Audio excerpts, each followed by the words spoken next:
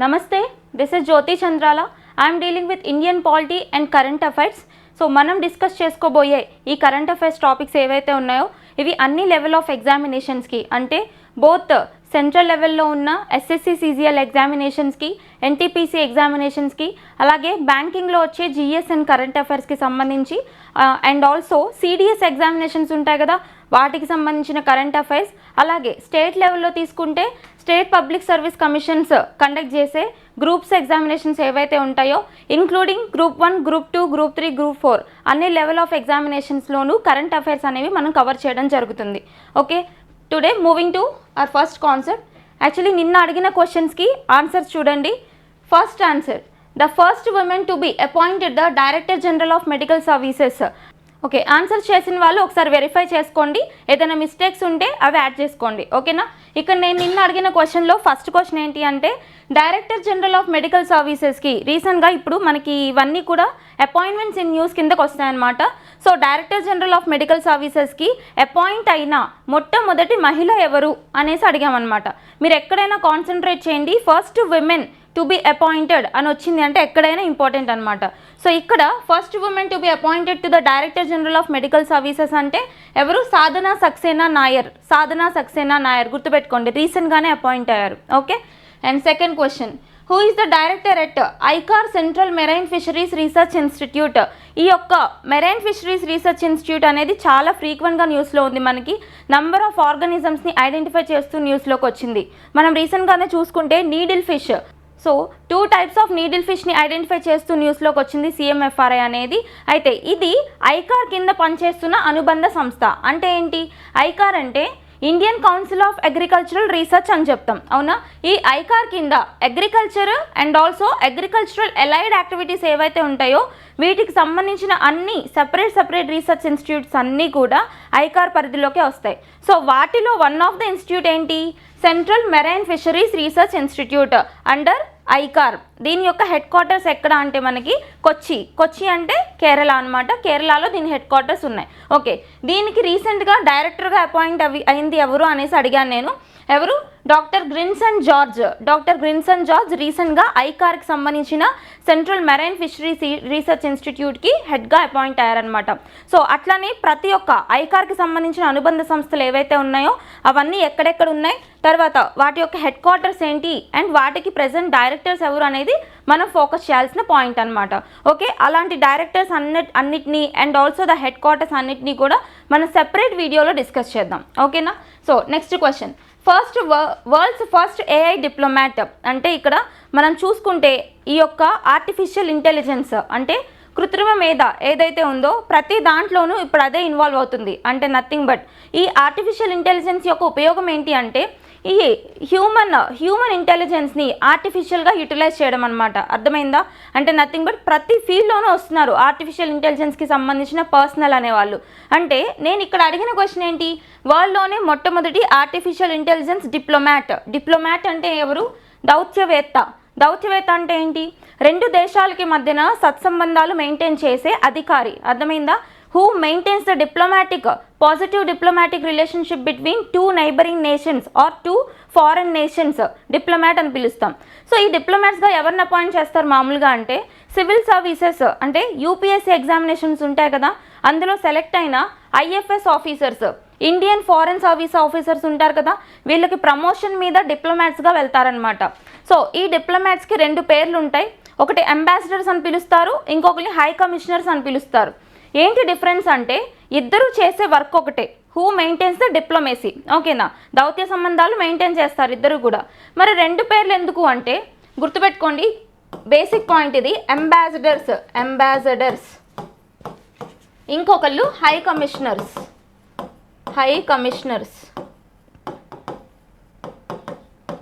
Okay, చిన్న difference ఉంది. అదేంటి అంటే వీళ్ళు అపాయింట్ అయిన వెళ్ళిన దేశం ఉంటుంది కదా, ఏ దేశానికైతే అపాయింట్ అయి వెళ్తారో ఆ దేశం యొక్క దాని యొక్క కేటగిరీని బట్టి వీళ్ళకి 2 పేర్లు ఇస్తారనమాట. నథింగ్ బట్ అంబాసిడర్స్ అంటే కామన్వెల్త్ నేషన్స్ కాకుండా రిమైనింగ్ కంట్రీస్ అన్నిటికీ కూడా అపాయింట్ అయ్యి వెళ్ళిన వాళ్ళని అంబాసిడర్స్ అని పిలుస్తారు. అలా కాకుండా కామన్వెల్త్ నేషన్స్కి అపాయింట్ అయ్యి వెళ్ళిన వాళ్ళని హై కమిషనర్స్ అని పిలుస్తారు. ఓకే, అసలు ఏంటి కామన్వెల్త్ నేషన్స్ అంటే మనకు తెలుసు కదా, ప్రీవియస్గా చూసుకుంటే బ్రిటిష్ పరిపాలనలో చాలా కంట్రీస్ ఉన్నాయి. మనకు తెలిసింది ఇండియా ఒకటే, ఇట్లాంటి కంట్రీస్ చాలా ఉన్నాయి బ్రిటిష్ రూలింగ్లో. వాటిని బ్రిటిష్ కాలనీస్ అని పిలుస్తాం కదా మనం. సో ఈ బ్రిటిష్ కాలనీస్, ప్రీవియస్గా ఉన్న బ్రిటిష్ కాలనీస్ ఏవైతే ఉంటాయో ఆ కంట్రీస్ అన్నిటినీ కూడా మనం కామన్వెల్త్ కంట్రీస్ అని పిలుస్తాం అనమాట. సో ఈ కామన్వెల్త్ కంట్రీస్కి అపాయింట్ అయ్యి వెళ్ళిన ఈ యొక్క డిప్లొమాట్స్ ఎవరైతే ఉంటారో వాళ్ళని మాత్రం మనం హై కమిషనర్స్ అని పిలవాలి. కామన్వెల్త్ నేషన్స్ కాకుండా రిమైనింగ్ నేషన్స్కి అపాయింట్ అయ్యి వెళ్ళిన ఈ యొక్క ఆఫీసర్స్ని మనం అంబాసిడర్స్ అని పిలవాలి. ఓకేనా? వాళ్ళు చేసే పని అయితే ఒకటే, గుర్తుపెట్టుకోండి. ఇక్కడ వరల్డ్లోనే ఫస్ట్ ఏఐ డిప్లొమాట్ ఎవరు అంటే మనకి విక్టోరియా షీ. గుర్తుపెట్టుకోండి, very very important concept. Artificial intelligence అనేది కన్ఫామ్గా ఒక సెపరేట్ సబ్జెక్ట్గా ఎవాల్వ్ అవుతుంది ఫ్యూచర్లో. సో ఈ విక్టోరియా షీ ఏంటి అంటే యుక్రెయిన్కి సంబంధించిన ఒక డిప్లొమాటిక్ స్పోక్స్ పర్సన్ అనమాట. న్యూస్లోకి వచ్చారు, గుర్తుపెట్టుకోండి. అయితే ఇక్కడే మనం ఆర్టిఫిషియల్ ఇంటెలిజెన్స్కి సంబంధించిన సమ్ ఆఫ్ ద పర్సన్స్ గురించి చూద్దాం. నోట్ చేసుకోండి. సో అందులో first AI teacher in India, Iris in Kerala. Okay, అంటే భారతదేశంలో మొట్టమొదటి ఆర్టిఫిషియల్ ఇంటెలిజెన్స్ టీచర్ అనమాట. ఎవరు? ఐరిస్, కేరళ. పేర్లు గుర్తుపెట్టుకోండి, డెసిగ్నేషన్స్ గుర్తుపెట్టుకోండి. Okay, and next first AI private news anchor Sana, Aaj Tak news channel. Okay, ఇండియాలోనే మొట్టమొదటి private artificial intelligence news channel యొక్క న్యూస్ యాంకర్ పేరు సనా. ఎక్కడ? ఆజ్ తక్ న్యూస్ ఛానల్లో ప్రైవేట్ న్యూస్ యాంకర్ అనమాట. Next first AI government news reader ఎవరు అంటే క్రిస్టియన్ భూమి. ఈ పేర్లు కూడా గుర్తుపెట్టుకోండి, క్రిష్ అండ్ భూమి. ఛానల్ వచ్చేసి డిడి కిసాన్ ఛానల్లో ఏఐ న్యూస్ రీడర్స్, వీళ్ళు గవర్నమెంట్ న్యూస్ రీడర్స్. ఓకేనా? And next first AI engineer in India, Devika. ఇండియాలో ఫస్ట్ ఆర్టిఫిషియల్ ఇంటెలిజెన్స్ ఇంజనీర్ ఎవరు అంటే దేవిక. ఓకే, ఈ దేవికాని ఎవరికి కాంపిటీషన్గా తీసుకొచ్చారు తెలుసా? యునైటెడ్ స్టేట్స్ ఆఫ్ అమెరికాకు సంబంధించిన ఫస్ట్ ఏఐ ఇంజనీర్ డెవిన్కి కాంపిటీషన్గా తీసుకొచ్చారు. డెవిన్ అనేది యునైటెడ్ స్టేట్స్కి సంబంధించిన ఏఐ ఇంజనీర్ అనమాట. ఓకే, ఇవి some of the points AI related, అన్ని ఇక్కడే నోట్ చేసుకోండి. ఇందాక చెప్పింది ఏంటి? ప్రపంచంలోనే ఫస్ట్ ఏఐ డిప్లొమాట్ ఎవరు? Victoria she. అండ్ ఇంకొకరు ఎవరు అంటే మనకి వరల్డ్స్ ఫస్ట్ ఏఐ కంటెస్టెంట్ అంటే నథింగ్ బట్ ఎలక్షన్స్లో పార్టిసిపేట్ చేసిన ఫస్ట్ ప్రపంచంలోనే మొట్టమొదటి ఆర్టిఫిషియల్ ఇంటెలిజెన్స్ కంటెస్టెంట్ ఎవరు అంటే స్టీవ్. గుర్తుపెట్టుకోండి, స్టీవ్. ఏ ఎలక్షన్స్లో అంటే బ్రిటన్ ఎలక్షన్స్, రీసెంట్గా బ్రిటన్ ఎలక్షన్స్ జరిగాయి కదా, అందులో పార్టిసిపేట్ చేశారు.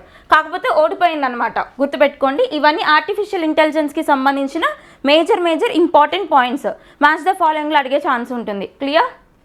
So moving to today's session. ఈరోజు ఫస్ట్ క్వశ్చన్ చూద్దాం. According to the National Family Health Survey and the National Crime Records Bureau data, which state topped in the child marriages in India? ఇదేంటంటే recent data, మనకి NCRB reports అంటే National Crime Record Bureau అంటారు. దానికి సంబంధించి ఏ reports వచ్చినా చాలా important, ఎందుకంటే ఇది గవర్నమెంట్ ఆథరైజ్డ్ రిపోర్ట్స్ కాబట్టి. Okay, so and national Family Health survey కూడా ఇంపార్టెంట్ అనమాట. ఈ రెండు రిపోర్ట్స్ వచ్చినా, లేదంటే ఎక్కడైనా అసోసియేషన్ ఆఫ్ డెమోక్రటిక్ రిఫార్మ్స్కి సంబంధించిన రిపోర్ట్స్ వచ్చినా, పిఐబిలో ఏమైనా ఆర్టికల్స్ కవర్ అయినా, ఇవన్నీ కూడా చాలా ఇంపార్టెంట్ అనమాట. ప్రతి ఒక్క ఆస్పిరెంట్ ఫాలో అవ్వాల్సిన ఛానల్స్ ఇవి. ఓకే, గుర్తుపెట్టుకోండి. నెక్స్ట్ ఇక్కడ మనకి ఎన్సీఆర్బీ రిపోర్ట్ ప్రకారం భారతదేశంలో చైల్డ్ మ్యారేజెస్ అంటే బాల్య వివాహాలు ఎక్కువగా ఉన్న రాష్ట్రం ఏంటి రీసెంట్గా అనేసి అడిగాను నేను. ఇక్కడ ఆప్షన్స్ చూడండి: Rajasthan, Karnataka, Assam, Tamil Nadu. What's the option? So ఇక్కడ ఆన్సర్ వచ్చేసి కర్ణాటక అనమాట. మనం ఎక్కువగా కన్ఫ్యూజ్ అయ్యేది ఏంటి అంటే యాక్చువల్లీ ఇండియాలో ఇప్పటి వరకు చైల్డ్ మ్యారేజెస్ అంటే ఎక్కువగా గుర్తొచ్చే రాష్ట్రం రాజస్థాన్, అవును కదా. కానీ రీసెంట్గా రాజస్థాన్లో చైల్డ్ మ్యారేజెస్ తగ్గాయి అని చెప్పేసి మనకి ఈ యొక్క నేషనల్ చైల్డ్ ప్రొటెక్షన్ కమిషన్ ఉంది కదా, సో వాళ్ళు రిపోర్ట్ ఇచ్చారు. ఎవరు? ప్రియాంక కానూన్ గారు హెడ్గా ఉన్నారు. గుర్తుందా మీకు? మనం కరెంట్ అఫైర్స్లో డిస్కస్ చేసాం. ఏంటి? సో రాజస్థాన్ రాష్ట్రంలో చైల్డ్ మ్యారేజెస్ తగ్గాయి అని చెప్పేసి National Commission for Protection of Child Rights head Priyanka Kanoon గారు ఒక ట్వీట్ చేశారు. గుర్తుందా మీకు? సో గుర్తుపెట్టుకోండి, at present most child marriages ఎక్కడ జరుగుతున్నాయంటే భారతదేశంలో Karnataka very very important. Rajasthan కాదు, రాజస్థాన్లో తగ్గాయి ఇప్పుడు. ఓకేనా? Next one, choose the correct statements regarding national organ donation day. ఇక్కడ నేషనల్ ఆర్గన్ డొనేషన్ డే, ఈ యొక్క డేకి సంబంధించిన కరెక్ట్ స్టేట్మెంట్స్ని చూస్ చేసుకోండి. First one, national organ donation day is observed annually since 2010 on August 3rd. అంటే ప్రతి సంవత్సరం కూడా నేషనల్ ఆర్గన్ డొనేషన్ డేని August 3rd 2010 నుంచి సెలబ్రేట్ చేస్తూ వస్తున్నాం అనేసి ఫస్ట్ స్టేట్మెంట్ ఇచ్చాం. And next second statement, national organ and tissue transplantation organisation, very very important organisation, NOTTO అని పిలుస్తారు. మామూలుగా ఇండియాలో ఆర్గన్ డొనేషన్స్ని ట్రాన్స్ప్లాంటేషన్స్ని రెగ్యులేట్ చేసే ఒక సంస్థ అనమాట. ఓకే, ఏ చట్టం కింద ఫామ్ అయింది అని కూడా అడుగుతారు. ఒక ఆర్గనైజేషన్ చూస్తే అది చట్టం కింద ఫామ్ అయిందా లేదంటే కాన్స్టిట్యూషన్లో ఉన్న ప్రొవిజన్ కింద ఫామ్ అయిందా అని మనం చదువుకోవాలి కదా. సో ఇది ఒక చట్టం కింద ఫామ్ అయింది కాబట్టి it is a statutory or regulatory body, అంటే ఇది ఒక చట్టబద్ధ సంస్థ అని చెప్తాం. అయితే ఏ చట్టం కింద ఫామ్ అయింది? As per the transplantation of human organs act 2011. ఇది సెకండ్ స్టేట్మెంట్. 2011 యాక్ట్ కింద ఫామ్ అయింది అనేసి సెకండ్ స్టేట్మెంట్ అనమాట. సో థింక్ చేయండి. And third one, 15th national organ donation day, that is on August 3rd, 2024. Jeevandan Telangana state has received the best state or SOTTO award. ఓకేనా? అంటే ఇక్కడ ఈ యొక్క 15th ఆర్గన్ డొనేషన్ డే ఏదైతే ఉందో ఆ రోజున తెలంగాణ స్టేట్కి సంబంధించిన జీవన్ధన్కి బెస్ట్ ఆర్గన్ డొనేషన్గా అవార్డు వచ్చిందనమాట. మనం అబ్జర్వ్ చేస్తే మనకి లాస్ట్ ఇయర్లో కూడా తెలంగాణకు సంబంధించి ఆర్గన్ డొనేషన్స్ ఎక్కువ అయ్యాయని మనం చదువుకుందాం. సో తెలంగాణలో ఆర్గన్ డొనేషన్స్ అనేవి ఎక్కువ జరుగుతున్నాయని చెప్పేసి తెలంగాణకి సంబంధించిన జీవన్ధన్ వాళ్ళకి అవార్డు వచ్చిందనమాట. స్టేట్స్ కేటగిరీలో అవార్డు వచ్చింది. ఎందులో? ఆర్గన్ డొనేషన్స్లో. ఓకే, సో ఇవి 3 స్టేట్మెంట్స్ ఆర్గన్ డొనేషన్కి సంబంధించి. వీటిలో రైట్ ఏది రాంగ్ ఏది అని ఐడెంటిఫై చేయాలి. ఇప్పుడు first of all first option 1 and 2 are right, 3 only. Next 1 and 3 and all are correct. So చూద్దాం, 1 and 2 ఓన్లీ రైట్, అంటే ఓన్లీ 2 స్టేట్మెంట్స్ రైట్. ఏంటి ఆ 2 statements? National organ donation day August 3rd చేస్తారు, 2010 నుంచి ఎవ్రీ ఇయర్ చేస్తున్నారు. Okay, ఇది clear. Second statement వచ్చి నోటో. ఈ నోటో ఆర్గనైజేషన్ ఏదైతే ఉందో 2011 చట్టం ప్రకారం ఫామ్ అయింది. సో ఇది కూడా గుర్తుపెట్టుకోండి, అది కూడా కరెక్ట్ స్టేట్మెంటే. Very very important question. అయితే థర్డ్ స్టేట్మెంట్ ఎందుకు రాంగ్ అంటే మొత్తం కరెక్టే. ఇది తెలంగాణకి సంబంధించిన జీవన్ధన్కి బెస్ట్ ఆర్గన్ డొనేషన్ అవార్డు వచ్చింది స్టేట్స్ కేటగిరీలో, ఇంతవరకు కరెక్టే. కానీ ఇక్కడ నేను ఇచ్చిన నంబర్ ఏదైతే ఉందో 15th, అది రాంగ్ అనమాట. ఈ సంవత్సరం జరిగిన ఆర్గన్ డొనేషన్ డే అనేది కౌంట్ చేయండి, కరెక్ట్గా 14 ఉంటుంది. 14th. సో ఈ సంవత్సరం జరిగింది 14th ఎడిషన్ అనమాట.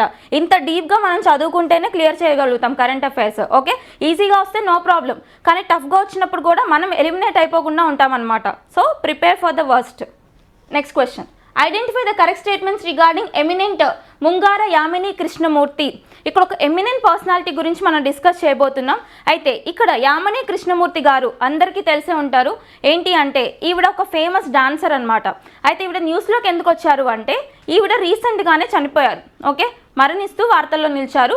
కాబట్టి మనం ఆల్రెడీ డిస్కస్ చేసాం. మనం ఎస్ఎస్సి సిహెచ్ఎస్ఎల్ పేపర్స్ ఎక్స్ప్లెయిన్ చేసినప్పుడు మీరు చూసుంటే ఆ పేపర్స్లో మనం క్వశ్చన్స్ ఎక్స్ప్లెయిన్ చేసుకుంటే ఎలా చేసాము అంటే కరెక్ట్గా మీకు ఆ క్వశ్చన్స్ ఎలా అడిగారు అంటే రీసెంట్గానే, అంటే ఒక 6 months లోపు మాత్రమే లేదా 1 year లోపు మాత్రమే వార్తల్లో నిలిచిన వ్యక్తులు ఎవరైతే ఉంటారో వాళ్ళకి సంబంధించి, మేజర్గా చనిపోయిన వ్యక్తులు ఎవరైతే ఉంటారో వాళ్ళకి సంబంధించి బ్యాక్గ్రౌండ్కి వెళ్ళి వాళ్ళకి ఏ ఇయర్లో ఏ అవార్డు వచ్చింది అని అడిగారనమాట. సో మనం అది స్టాటిక్ జీకే అనుకోకూడదు, యాక్చువల్లీ అది కరెంట్ అఫైర్స్ అనమాట. కరెంట్ అఫైర్స్నే కొంచెం వెనక్కి వెళ్ళి అడిగారు. కాబట్టి ఈ క్వశ్చన్ ఖచ్చితంగా 99% ఎక్స్పెక్టెడ్ క్వశ్చన్. సో చూడండి, యామిని కృష్ణమూర్తి గారికి సంబంధించి కొన్ని స్టేట్మెంట్స్ చూద్దాం. She was an eminent in Bharatanatyam and Kathakali. Dancer అని చెప్పాను కదా, మరి ఏ డాన్స్ ఎందులో ఎమినెంట్ అంటే భరతనాట్యం అండ్ కథాకళి అని నేను ఫస్ట్ స్టేట్మెంట్లో ఇచ్చా. ఓకే, థింక్ చేయండి. And second statement, she was honoured with, ఈవిడకి వచ్చిన పురస్కారాలు చూద్దాం ఇప్పుడు. She was honoured with Padmashri in 1968, Padmashri వచ్చింది. Next Padmabhushan in 2001, next Padma Vibhushan in 2016. మీరు చూసారు ఎంత ఇంపార్టెంట్ పర్సన్ అంటే పద్మ అవార్డ్స్లో ఉన్న 3 అవార్డ్స్ ఇవిడికి రావడం జరిగింది. ఎంత ఇంపార్టెంట్ పర్సన్ చూడండి, ఇయర్స్ కూడా చూడండి. Padmashri 1968, next Padmabhushan in 2001, Padma Vibhushan in 2016. Okay, and Sangeet Natak academy, ఇది కూడా మనకు అత్యున్నతమైన అవార్డు అనమాట. Okay, so Sangeet Natak academy award ఎప్పుడు వచ్చింది? 1977లో వచ్చింది. ఇవి 3 స్టేట్మెంట్స్. సో ఈ 3 స్టేట్మెంట్స్లో కరెక్ట్ ఏది, రాంగ్ ఏది? A and B are correct, B and C are correct, A only correct, all are correct. Okay, second option is the right option, B and C. చూడండి, first statement ఎందుకు wrong అంటే ఇక్కడ నేను భరతనాట్యం అని ఇచ్చాను, ఇది కరెక్టే. కానీ ఇక్కడ కథకళి కాదు, కథకళి కాదు, కూచిపూడి, కూచిపూడి. ఓకే, ఏ డాన్సెస్లో ఫేమస్తో కూడా గుర్తుపెట్టుకోవాలి. భరతనాట్యం అండ్ కూచిపూడిలో ఎమినెంట్ పర్సనాలిటీ అనమాట. మెయిన్గా చూసుకుంటే కూచిపూడి కూడా కాకుండా భరతనాట్యంలో చాలా ఎమినెంట్ పర్సనాలిటీ. సో ఎప్పుడైనా కూచిపూడి ఇవ్వకుండా ఓన్లీ భరతనాట్యం ఇస్తే మేజర్గా భరతనాట్యం అనే ఆన్సర్ పెట్టండి. ఓకేనా, భరతనాట్యానికి సంబంధించి ఒక స్పెషల్గా ఇన్స్టిట్యూట్ కూడా పెట్టి చాలా ప్రామినెన్స్ తీసుకొచ్చారు నేషనల్ లెవెల్లో. ఓకేనా, గుర్తుపెట్టుకోండి.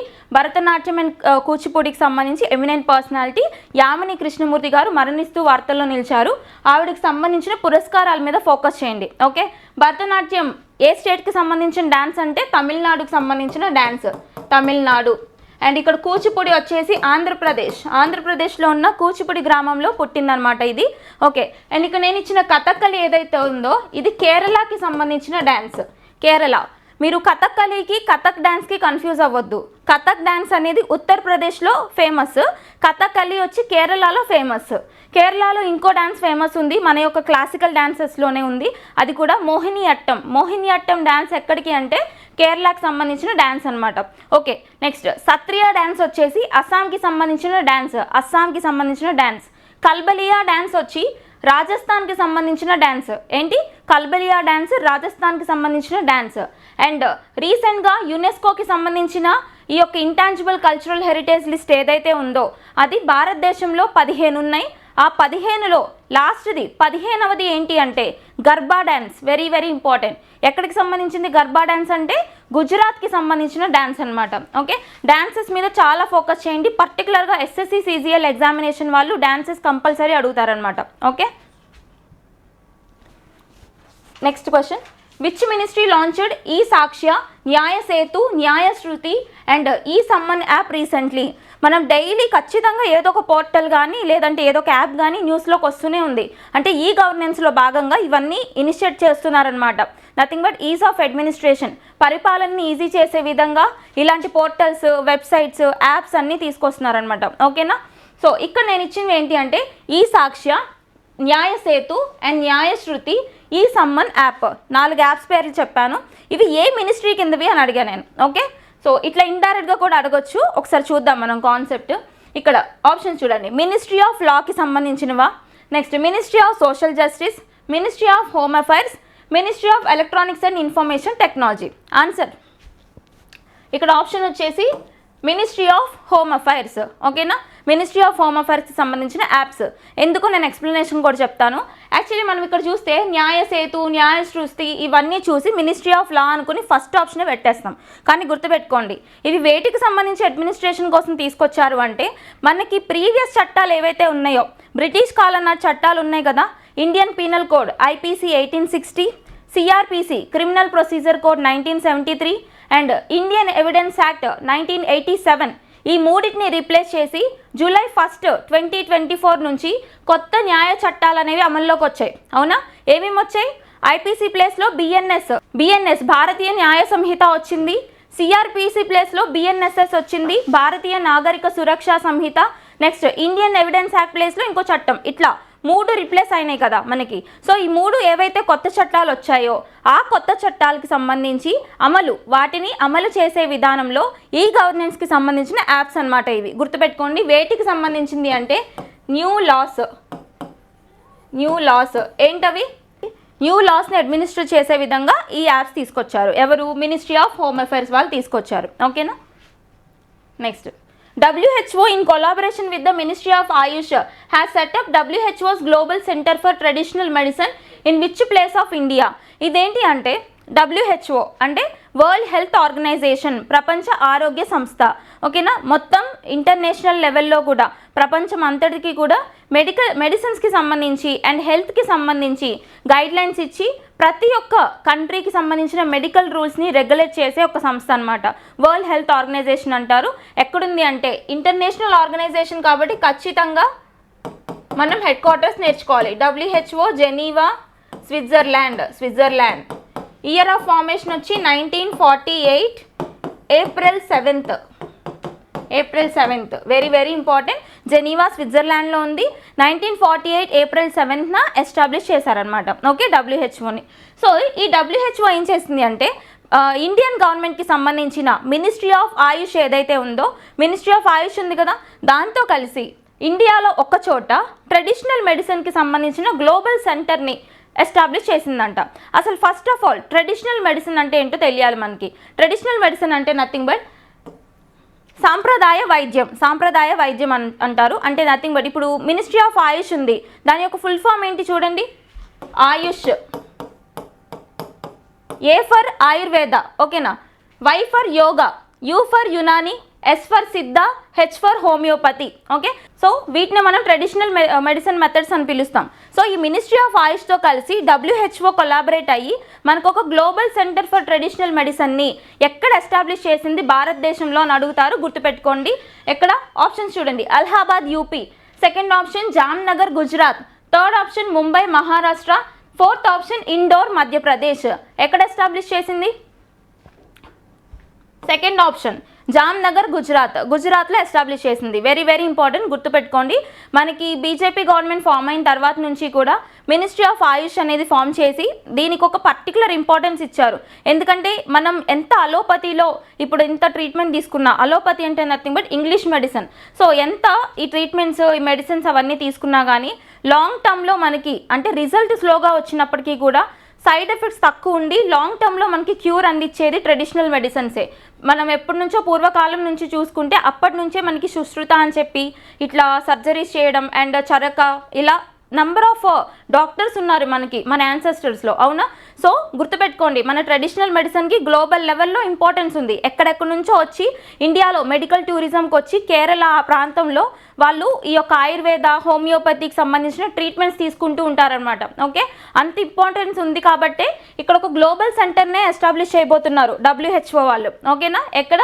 Jamnagar Gujarat. Very very important question, డైరెక్ట్గా అడిగే ఛాన్స్ ఉంటుంది. Okay, next Virasat is about. Okay, ఇది డైరెక్ట్గా అడిగేయచ్చు మిమ్మల్ని. విరాసత్ అనేది న్యూస్లో ఉంది, అది దేనికి సంబంధించింది? ఆప్షన్ చూడండి. Art and culture, handlooms, agriculture, science and technology. దేనికి సంబంధించింది? యాక్చువల్లీ ఇది హ్యాండ్లూమ్స్కి సంబంధించింది. సెకండ్ ఆప్షన్ కరెక్ట్ అనమాట. అయితే చూద్దాం ఏంటో చూద్దాం. మనకి నేషనల్ హ్యాండ్లూమ్ డే ఉంది. సో ఈ నేషనల్ హ్యాండ్లూమ్ డేకి సంబంధించిన ఒక కాన్క్లేవ్ అనమాట. ఆ కాన్క్లేవ్ పేరు అంటే ఒక ఎగ్జిబిషన్ లాంటిది. హ్యాండ్లూమ్స్ ఏవైతే ఉంటాయో చేతితో నేసినవన్నీ ఉంటాయి కదా, వస్త్రాలు, ఇవన్నీ వీటన్నిటిని కూడా హ్యాండ్లూమ్స్ అని పిలుస్తాం మనం. ఓకే, వీటికి సంబంధించి ఒక ఎగ్జిబిషన్ కండక్ట్ చేస్తున్నారు. దాని పేరే విరాసత్ హ్యాండ్లూమ్ ఎగ్జిబిషన్ని విరాసత్ అని పిలుస్తున్నారు అనమాట. ఓకే, కొంచెం మనం స్క్రిప్ట్ చూద్దాం దీనికి. 7th of August ఏ రోజు నేషనల్ హ్యాండ్లూమ్ డే అంటే నేషనల్ హ్యాండ్లూమ్ డే మనకి ఆగస్ట్ 7th సెలబ్రేట్ చేసుకుంటాం అనమాట. చూద్దాం. ఇన్ 2015 ఎప్పటి నుంచి? 2015 సంవత్సరం నుంచి సెలబ్రేట్ చేసుకుంటాం. The government of India decided to commemorate 7th of August every year as a national handloom day. Okay, the first national handloom day was held on 7th August 2015 at Chennai. మొట్టమొదటిది ఎక్కడ జరిగింది? చెన్నైలో జరిగింది. ఓకే, నెక్స్ట్ వన్ స్వదేశీ moment. అయితే ఈ రోజునే August 7న మాత్రమే హ్యాండ్లూమ్ డేని సెలబ్రేట్ చేయడానికి రీజన్ ఏంటి అంటే మనకి 1905 సంవత్సరంలో 1905లో హిస్టరీలో ఏం జరిగింది, ఇంపార్టెంట్ అనమాట. 1905 బెంగాల్ పార్టీషన్ చూసాం కదా మనం, అంటే బెంగాల్ విభజన చూసాం, లార్డ్ కర్జన్ చేస్తారు, అవునా. సో ఈ బెంగాల్ పార్టీషన్ అప్పుడు దానికి నిరసనగా అందరూ కూడా ఫారెన్ క్లాత్స్ అన్నిటినీ కూడా ప్రొహిబిట్ చేసి అక్కడ ఒక స్వదేశీ మూమెంట్ని లాంచ్ చేయడం జరిగిందనమాట. ఓకే, ఏ రోజున 7th August 1905. సో దీన్ని కమెమరేట్ చేసుకోవడానికి, ఇంత గొప్ప దినాన్ని కమెమరేట్ చేసుకోవడానికి 7th of Augustని 2015 సంవత్సరం నుంచి నేషనల్ హ్యాండ్లూమ్ డేగా సెలబ్రేట్ చేస్తున్నారు. Okay, clear. So the theme, so every year celebrate చేస్తుంటారు కాబట్టి ఈ ఇయర్ సెలబ్రేట్ చేయడానికి థీమ్ ఏంటి అంటే మీరు డేస్ చూసినా ఏదైనా సమ్మిట్ చూసినా వాటికి సంబంధించి థీమ్స్ చూసుకోవాలన్నమాట. ఇక్కడ నేషనల్ హ్యాండ్లూమ్ డే 2024కి థీమ్ ఏంటి అని అడుగుతారు, గుర్తుపెట్టుకోండి. Weaving sustainable futures. అస్సలు ట్రాన్స్లేట్ చేయొద్దు. సస్టైనబుల్ అంటే నథింగ్ బట్ సుస్థిర అభివృద్ధి. ప్రతి దాంట్లోనూ అదే చూస్తున్నాం కదా మనం, ఓకేనా, గుర్తుపెట్టుకోండి. ఇది మనకి ఇందాక క్వశ్చన్కి ఎక్స్ప్లెనేషన్ అనమాట. విరాసత్ దేనికి సంబంధించింది అంటే హ్యాండ్లూమ్స్కి సంబంధించిన ఒక ఎగ్జిబిషన్ అనమాట. నెక్స్ట్, సుభాష్ చంద్రబోస్ ఆపద ప్రబంధన్ పురస్కార్ 2024 కాన్ఫర్ 2. ఇదేంటంటే మన గ్రేట్ లీడర్ ఉన్నారు సుభాష్ చంద్రబోస్, తెలుసు కదా మీ అందరికీ. ఇండియన్ నేషనల్ ఆర్మీని లీడ్ చేసిన గొప్ప ఫ్రీడమ్ ఫైటర్ సుభాష్ చంద్రబోస్ గారు, అవునా. ఈయనకి సంబంధించి ఆపద ప్రబంధన్ పురస్కార్ అని చెప్పేసి ఇండియన్ గవర్నమెంట్ ఇస్తుంది అనమాట. అయితే ఈ యొక్క 2024 సంవత్సరానికి గాను ఈ ఆపద ప్రబంధన్ పురస్కార్ ఎవరికి వెళ్ళింది అని అడిగా నేను. సో అయితే ఇక్కడ ఒక పాయింట్ గుర్తుపెట్టుకోండి, ఈ యొక్క ఆపద ప్రబంధన పురస్కార్ అనేది ఏ ఫీల్డ్ వారికి ఇస్తారు అంటే ఓన్లీ ఫర్ డిజాస్టర్ మేనేజ్మెంట్.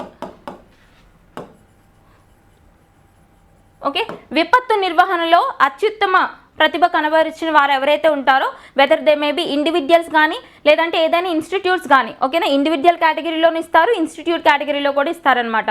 ఎందులో డిజాస్టర్ మేనేజ్మెంట్లో చాలా యాక్టివ్గా పార్టిసిపేట్ చేసిన వాళ్ళకి, ఓకే, గుర్తుపెట్టుకోండి. అయితే ఈ ఇయర్కి 2024 సంవత్సరానికి ఎవరికి వెళ్ళింది అని అడిగా నేను. First option Gujarat state disaster management authority, Odisha state disaster management authority, next Lunglei fire station of Odisha. Fourth option 60 parachute field hospital Uttar Pradesh. ఎవరికి వెళ్ళిందో ఒకసారి ఆలోచించండి. సో ఇక్కడ ఆప్షన్ వచ్చి 60 పారాచూట్ ఫీల్డ్ హాస్పిటల్. ఓకే, అయితే వీళ్ళకే వెళ్ళడానికి రీజన్ ఏంటి అంటే 60 పారాచూట్ ఫీల్డ్ హాస్పిటల్కే వెళ్ళడానికి రీజన్ ఏంటి అంటే సో వీళ్ళు నంబర్ ఆఫ్ డిజాస్టర్స్లో పార్టిసిపేట్ చేశారు, అంటే వాటిని నిర్వహించడంలో పార్టిసిపేట్ చేశారు.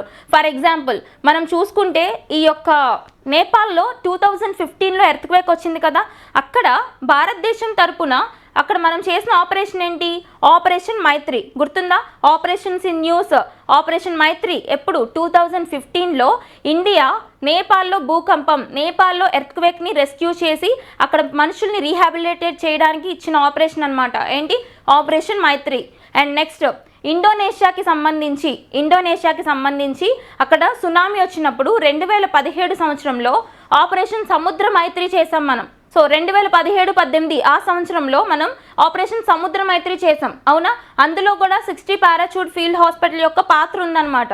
అండ్ మనం రీసెంట్గా చూసుకుంటే టర్కీ సిరియాలో మనకి గ్రేటర్ దాన్ 7.5 మ్యాగ్నిట్యూడ్, నియర్లీ 7.8 మ్యాగ్నిట్యూడ్తో పెద్ద ఎర్త్క్వేక్ వచ్చింది కదా. టర్కీ సిరియాలో చాలామంది చనిపోయారు, అవునా. అక్కడ మన ఇండియన్ గవర్నమెంట్ చేసిన ఆపరేషన్ ఏంటి అంటే ఆపరేషన్ దోస్త్, టర్కీ సిరియా ఎర్త్క్వేక్లో చేసిన ఆపరేషన్, అవునా.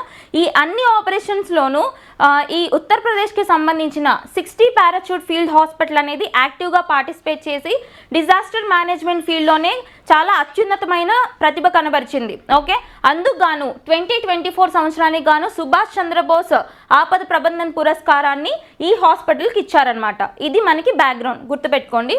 అయితే ఇక్కడ కాన్సెప్ట్ చూడండి, మనకి యాక్చువల్లీ 2021 నుంచి ఇస్తున్నారు ఈ అవార్డ్స్ అనేవి. ఎప్పటి నుంచి, 2021 నుంచి ఇస్తున్నారు.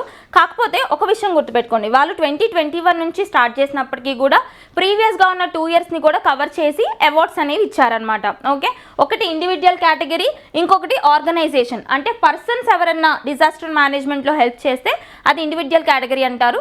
అలా కాకుండా ఏమైనా ఇన్స్టిట్యూషన్స్, ఏమైనా హాస్పిటల్స్ పార్టిసిపేట్ చేస్తే అది ఇన్స్టిట్యూషనల్ కేటగిరీ అంటారు. ఓకే, 2021లోనే స్టార్ట్ చేశారు, కానీ అవార్డ్స్ అనేవి ప్రీవియస్ ఇయర్స్కి కూడా కన్సిడర్ చేసి వాళ్ళకు కూడా ఇచ్చారనమాట 2021 సంవత్సరం నుంచి.